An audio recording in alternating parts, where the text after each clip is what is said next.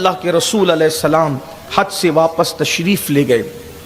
ماہ محرم کا مہینہ بہت اچھے سے گزرا، اور سفر کا جب آخری ہفتہ آیا تو اللہ کے رسول صلی اللہ علیہ وآلہ وسلم کی طبیعت میں علالت شروع ہوئی۔ روایتوں میں آتا ہے کہ آخری ہفتے میں سفر المظفر کے اللہ کے رسول علیہ السلام کے سر میں درد ہوا، اور اس کیفیت میں اللہ کے رسول علیہ السلام جنت البقیع جو مدینہ منورہ کا قبرستان ہے وہاں تشریف لے گئے، اور جب وہاں تشریف لے گئے تو میرے آقا صلی اللہ علیہ وآلہ وسلم نے بہت دعا کی۔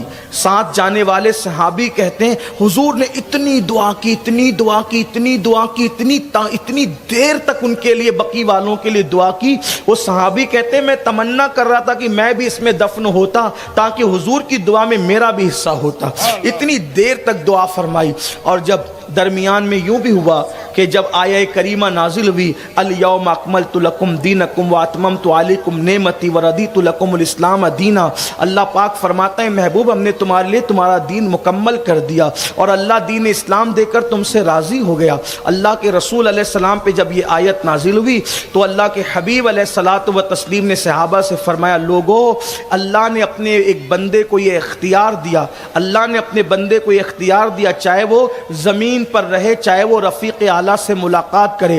جب یہ بات سنی تو صدیق اکبر رو پڑے۔ یاد رکھنا اللہ کے رسول سے جس کو جتنا تقرب ہوتا ہے حضور کی باتیں اس کو اتنی زیادہ سمجھ میں آتی ہے، یہ بات اچھی طرح ذہن میں ہونی چاہیے۔ اللہ اکبر۔ جس وقت تو آقا نے فرمایا صدیق اکبر کی آنکھوں میں آنسو، داڑھی آنسوؤں سے تر، ہچکیاں لے لے کر کے رو رہے ہیں، تو حضرت فاروق اعظم نے ایک سخت جملہ فرمایا کہ ان کو کیا ہو گیا؟ انہوں نے دوسرا جملہ کہا، میں صرف اس کو میں مفہوم کے طور پر جو ہے وہ پڑھ کر آگے گزرنا چاہتا ہوں، اصل جملہ دوسرا ہے۔ انہوں نے غصے میں کہا ان کو کیا ہو گیا؟ حضور علیہ السلام اتنی اچھی بات کر رہے ہیں، کیا پیاری بات کر رہے ہیں کہ اللہ نے ایک بندے کو اختیار دیا کہ وہ دنیا میں رہے یا رفیق اعلیٰ سے ملے، تو اس نے رفیق اعلیٰ سے ملنا پسند کیا۔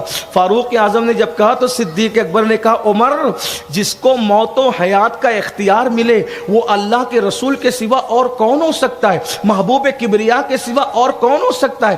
اے عمر، جلد ہی اب یہ چہرہ نظروں سے اوجھل ہونے والا ہے، جلد اب یہ چہرہ نگاہوں سے اوجھل ہوگا، اب یہ چہرہ نظر نہیں آئے گا۔ حجۃ الوداع کے موقع پر کئی اشارے دی اللہ کے رسول علیہ السلام نے کہ میں شاید آئندہ سال تم مجھے نہ پا سکو، اور پھر بار بار حضور علیہ السلام ایک بات کرتے رہے، اذکرکم اللہ فی اہل بیتی، اذکرکم اللہ فی اہل بیت، میری اہل بیت کے بارے میں اللہ سے ڈرتے رہنا، میری اہل بیت کے بارے میں اللہ سے ڈرتے رہنا۔ حضور واضح اشارے کرنے کربلا کے فرما رہے ہیں میرے بعد اللہ میری اہل بیت کے بارے میں تم کو آزمائے گا کہ تم میرے بعد میری اہل بیت کے ساتھ سلوک کیا کرتے ہو۔ اور پھر اللہ کے حبیب علیہ السلام سفر المظفر کہ آخری ہفتے میں جو ہے وہ علیل ہوئے، اور جب بیماری بڑھتی گئی تو اللہ کے حبیب علیہ الصلاۃ والتسلیم نے امہات المومنین سے اجازت لے کر سیدہ طیبہ طاہرہ عائشہ صدیقہ رضی اللہ تعالی عنہا کے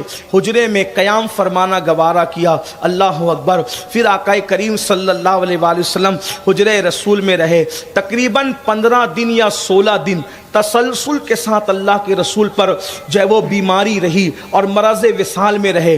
صحابہ کہتے ہیں اتنا بخار تھا کہ اگر ہاتھ رکھتے تھے تو ہاتھ کے اندر اتنی طاقت نہیں تھی کہ اس بخار کو برداشت ہم کر سکیں۔ ہم کہتے ہیں یا رسول اللہ آپ کو اتنا بخار، تو اللہ کے حبیب علیہ السلام فرماتے ہیں کہ انبیاء کرام پر آزمائش لوگوں سے زیادہ ہوتی ہے، جو اللہ کا جتنا مقرب ہوتا ہے اس کو آزمائش اتنی زیادہ ہوتی ہے۔ حضرت ام المومنین عائشہ صدیقہ فرماتی ہیں کہ بخار کی تپش اور حرارت اتنی تھی کہ ہم لوگ چادر گیلی کر کے رسول اللہ کے جسم اطہر پہ ڈالتے اور تھوڑی دیر میں وہ سوکھ جاتی۔ حضور علیہ الصلاۃ والتسلیم پانی کے کٹورے میں ہاتھ ڈال کر چہرے پہ ملتے اور فرماتے موت کی سختی ہے، موت سخت ہے۔ اللہ کے حبیب علیہ السلام یہ فرماتے، اور پھر ان 15 دنوں میں یا 16 دنوں کے اندر اللہ کے حبیب علیہ السلام جب مسجد نہیں گئے تو اللہ کے حبیب علیہ السلام نے پھر اشارہ دیا۔ دیکھو حج کے لیے کس کا انتخاب کیا؟ امیر الحج کے لیے صدیق اکبر کا۔ اب نماز کی باری آئی تو آقا علیہ السلام فرماتے ہیں کہ جاؤ اور ابو بکر سے کہہ دو کہ وہ میرے مصلی پر نماز۔ حضور علیہ الصلاۃ والتسلیم کی علالت بڑھی، اور پھر ایک وقت وہ آیا کہ اللہ کے رسول علیہ السلام نے فرمایا کہ بلال جاؤ اور جا کر مدینے کی گلیوں میں اعلان کر دو آج اللہ کے رسول آخری خطبہ دیں گے، اللہ کے رسول علیہ السلام آج آخری خطبہ دیں گے۔ ہائے ہائے ہائے، جب یہ بات بلال نے سنی، حضرت بلال سے کہا جا رہا ہے دیکھو تو سے آخری خطبہ، حضور کا آخری خطبہ، حضور آخری خطبہ بلال نے سنا، میں ہچکیاں بن گئی، حضور آخری خطبہ۔ ہاں بلال جاؤ اعلان کر دو مدینے کی گلیوں میں۔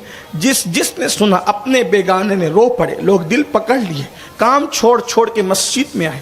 اللہ کے رسول علیہ السلام نے پھر حضرت مولا کائنات کا کندھا ایک طرف سے اور ایک طرف سے حضرت عباس کا کندھا تھاما اور تھام کر کے جو ہے وہ تشریف لائے، اور آنے کے بعد منبر پہ بیٹھ گئے، اور پھر اس کے بعد آقا علیہ السلام نے بار بار فرمایا، آقا فرماتے ہیں کسی کا حق مجھ پہ باقی لے لو، کسی کا قرض لے لو، کسی کا جو ہے لے لو۔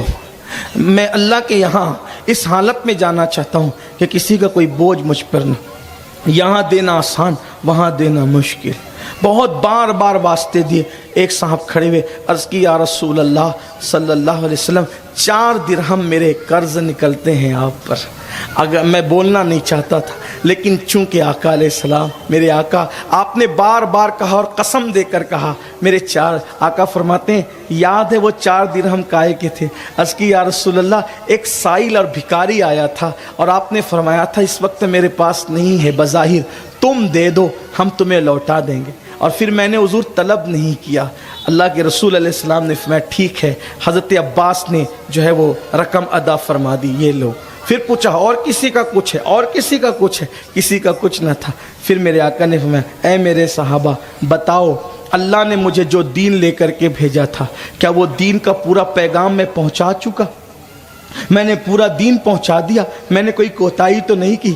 صحابہ گھٹنوں کے بل کھڑے ہو گئے، آواز بلند ہوئی یا رسول اللہ ہم گواہی دیتے ہیں آپ نے اللہ کا دین ہم تک پہنچایا، کچھ نہیں چھپایا۔ حضور علیہ السلام نے ہاتھ اٹھا، اللہ یہ گواہی دیتے ہیں تو بھی گواہ رہنا کہ تو نے مجھ پہ جو نازل کیا میں نے من و ان کو پہنچا دیا، یہ گواہی دیتے تو گواہ رہنا۔ حضور گواہی لے رہے ہیں، کیوں؟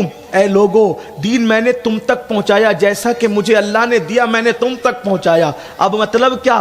تم کو میں نے دیا، تم آنے والوں کو ویسے ہی دینا، ان کو تم نے دیا، پھر وہ اگلے، پھر وہ اگلے، پھر وہ، یعنی قیامت تک یہ دین پہنچانے کا سلسلہ چلتا رہے تاکہ دین کبھی ختم نہ ہو۔ آپ سے پوچھتا ہوں مرنے سے پہلے اس پوزیشن میں ہو؟ مرنے سے پہلے اس پوزیشن میں ہو کہ رسول اللہ نے صحابہ کو، صحابہ نے تابعین کو، تابعین نے تبع تابعین کو، تبع تابعین نے مجتہدین کو، مجتہدین نے اولیاء کاملین کو، اولیاء نے ہمارے مرشدوں کو جو دین ہمیں دیا وہ ہم نے اپنے بچوں کو وہ دین دیا ہے اس پوزیشن میں؟